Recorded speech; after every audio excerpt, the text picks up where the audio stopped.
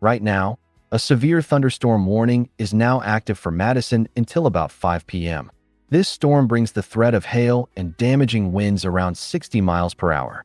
Storm motion is east at about 25 miles per hour. Get inside now. Move away from windows and bring in any outdoor items. Frequent lightning means you're in the danger zone. Take care of yourselves. Approximately 380,000 people in the Warren County. Heads up, new severe thunderstorm warning issued for Madison. Also active, severe thunderstorm warning for Limestone. Approximately 380,000 people in the Warren County.